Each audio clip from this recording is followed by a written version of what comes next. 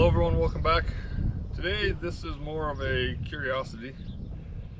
The Jeep Rubicons 2004 through 2006, and I think after that they put a puck with the spring to give it a lift so they could put the 245-inch tires that they, 245 whatever they were from the factory on them.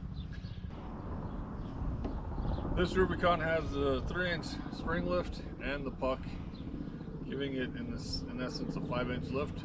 We were curious if we went to 5-inch springs, if it would be difference in ride height and then flexibility and all that kind of stuff.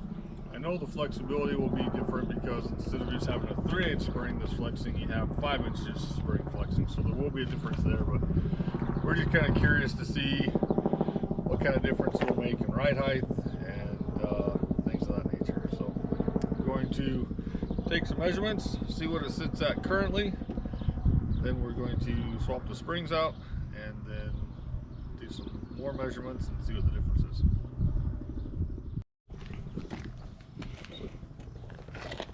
Currently we have roughly 5.5 inches on the front driver's side, roughly 6.25 on the rear driver's side,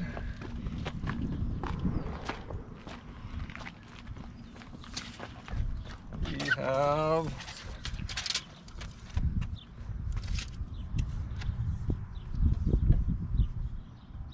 about 5 inches on this front passenger side, which is sitting in the gutter, so it's probably leaning over just a little bit. And on the back, roughly 6.5. Ride height, middle of the door on the passenger side, we have 24.75. And on the driver's side,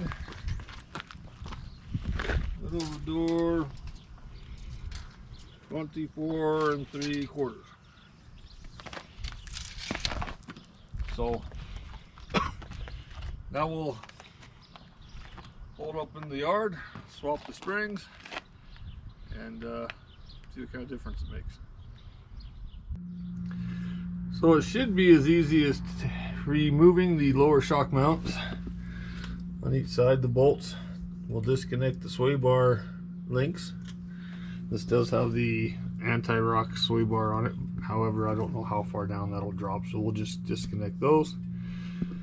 There's nothing holding the control arms from just pivoting down out of the way, and if I remember correctly, when we put the lift on before, that's pretty much all we had to do. The track bar might be something else we have to disconnect, but we will see when we get to that point. We'll just lift from the bottom of the bumper. The axle should stay in place, and then we'll see if we can't pull those springs out and put the new ones in. So that's what was on it. The 3-inch spring with the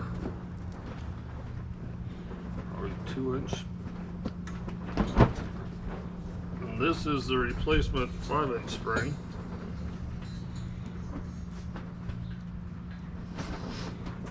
Looks like this is just slightly taller.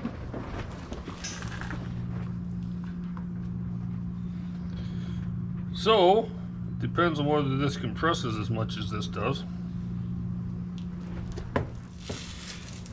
And as to what the difference in ride height will be. So we got the front end back together, springs on it. Our preliminary measurements show that there's about a 1/2 inch of spring height gain. So once we get the back done, we'll put it back over in the exact same spot it was when we measured earlier, and we'll remeasure it. But looks like we're at least not losing any height, and looking forward to seeing what it does out on the trail. So now we'll move on to the back. Hello everyone, welcome back. It's a new day out in the shop. We're still working on Steven's LJ. We're doing the spring swap. We got the front end done last week. Then we took a day and went and did some four-wheeling and some shooting with some friends, and so now we're back in the shop. We're going to finish up the rear axle. The rear shouldn't be as bad as the front. I'm thinking if we just disconnect the shocks and jack it up, the axle should fall far enough. We shouldn't have to do much as far as taking off the control arms, maybe the track bar, but we will give it a shot and see what we can find. So we got the springs all changed out on both sides. It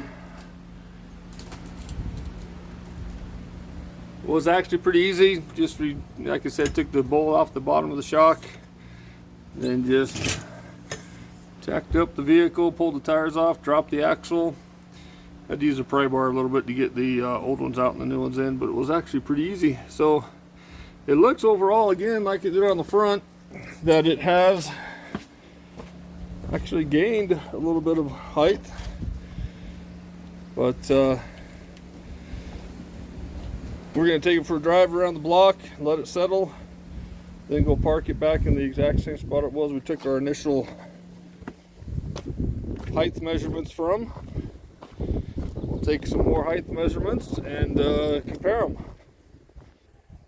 Alright, so we just got done taking it for a little drive. Now we're just going to kind of park back where it was. We're just going to check all the measurements again and see where we're at compared to where we were. 6 inches driver front.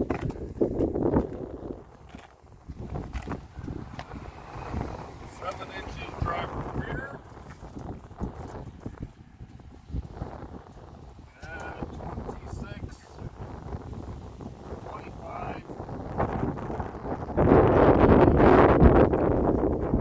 Sorry for the wind. Passenger front. We're at about 5 1/4.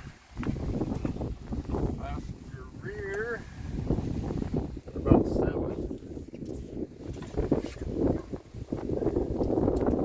And about 25 in the middle. Some of that is, I don't know if it's in the exact same spot or not, but anyway, mostly I was worried about the fender wheel well opening there. So we'll compare that to the starting numbers and see what happens.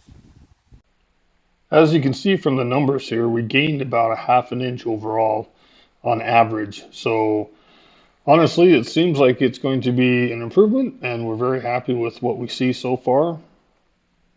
So anyway, like I said, we did this just out of curiosity to see what the difference between the 5-inch springs and the 30-inch springs with 2-inch pucks was going to be. I've driven it a little bit. It does actually feel about the same.